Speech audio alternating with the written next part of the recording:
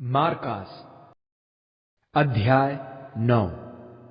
तब मसीह यीशु ने उनसे कहा, मैं तुम पर एक अटल सच्चाई प्रकट कर रहा हूं।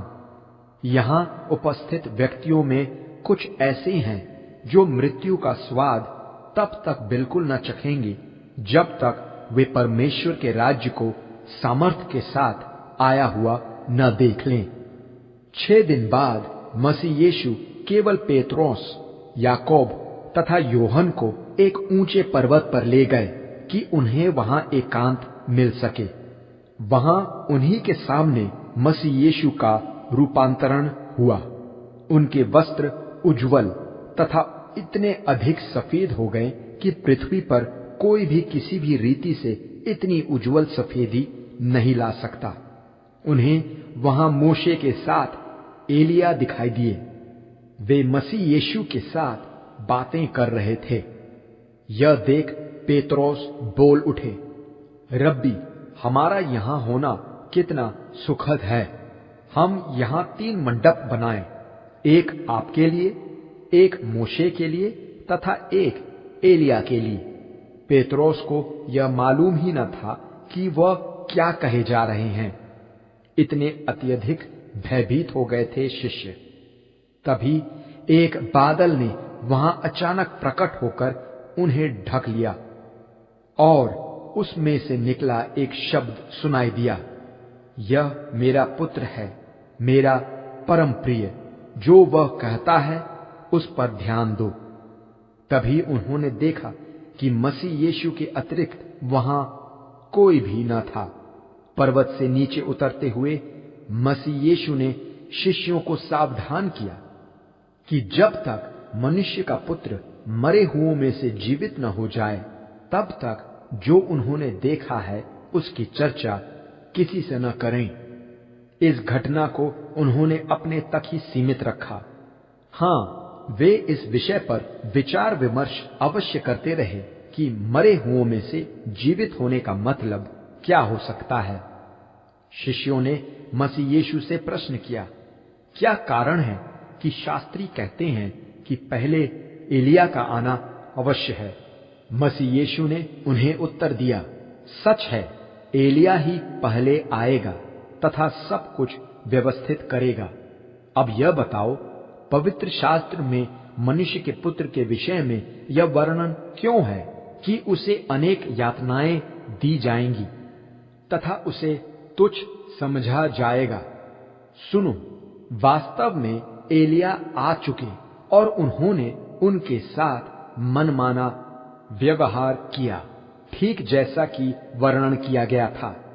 जब ये 3 लौटकर शेष शिष्यों के पास आए तो देखा कि एक बड़ी भीड़ उन शिष्यों के चारों ओर इकट्ठा है और शास्त्री वाद विवाद किए जा रहे थे।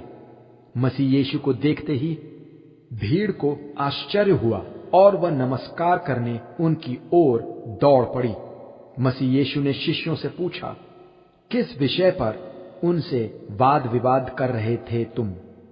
भीड़ में से एक व्यक्ति ने उनसे कहा, गुरुवर, मैं अपने पुत्र को आपके पास लाया था।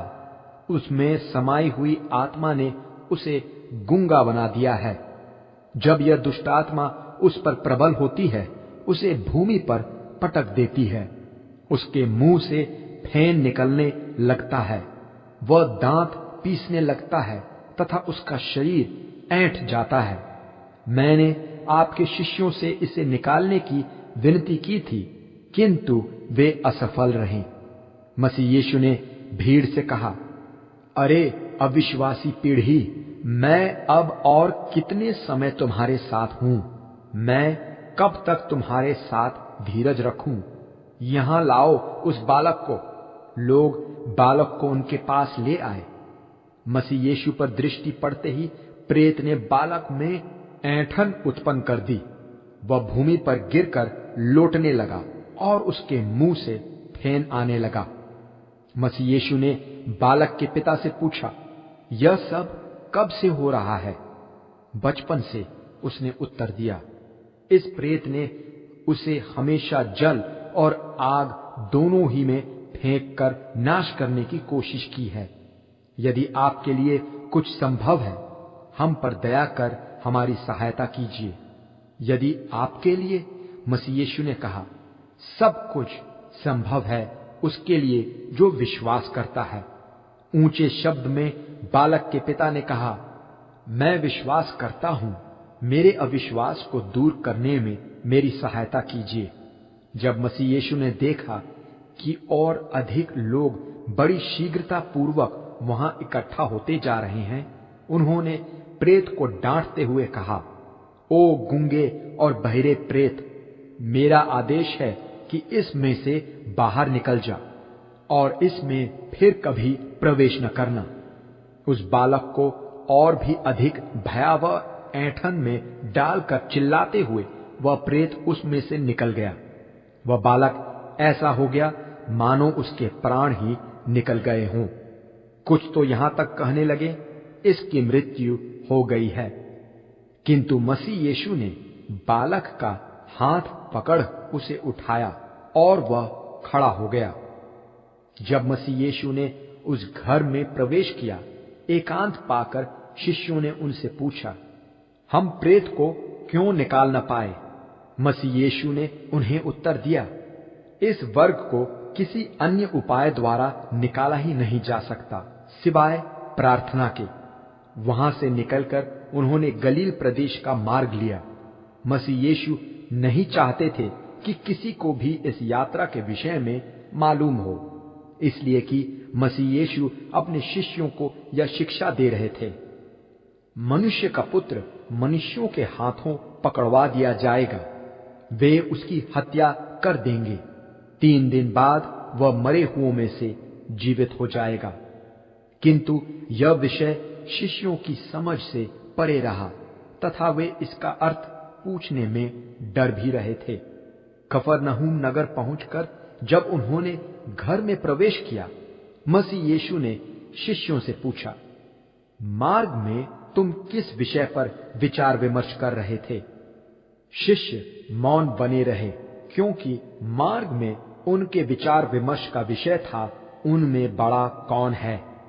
मसीह यीशु ने बैठते हुए 12 को अपने पास बुलाकर उनसे कहा, यदि किसी की इच्छा बड़ा बनने की है, वह छोटा हो जाए और सबका सेवक बने।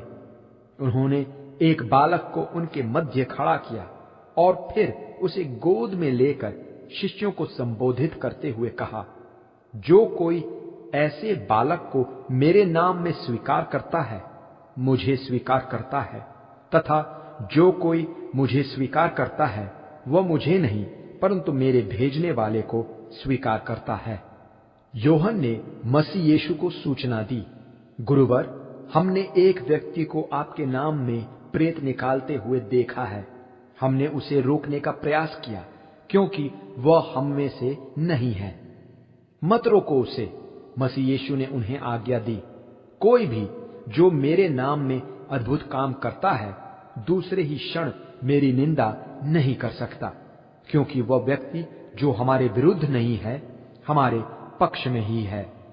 यदि कोई तुम्हें एक कटोरा जल इसलिए पिलाता है कि तुम मसीह के शिष्य हो, तो मैं तुम पर एक अटल सच्चाई प्रकट कर रहा हूं, वह अपना प्रतिफल न खोएगा। और यदि कोई इन मासूम बालकों के, जिन्होंने मुझ पर विश्वास रखा है, पतन का कारण बने, उसके लिए सही यही होगा कि उसके गले में चक्की का पाट बांध उसे समुद्र में फेंक दिया जाए।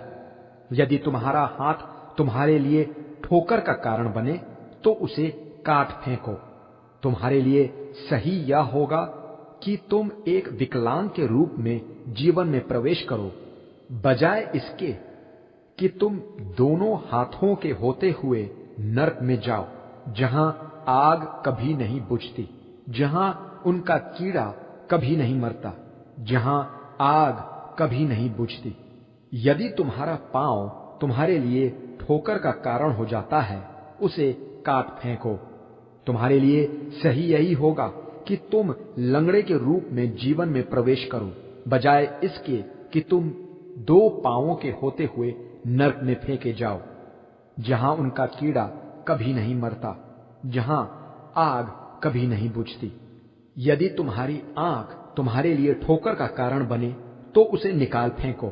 तुम्हारे लिए सही यही होगा कि तुम एक आंख के साथ परमेश्वर के राज्य में प्रवेश करो, बजाय इसके कि तुम दोनों आंखों के साथ नरक में फेंके जाओ, जहां उनका कीड़ा कभी नहीं मरता, जहां आग कभी नहीं बुझती।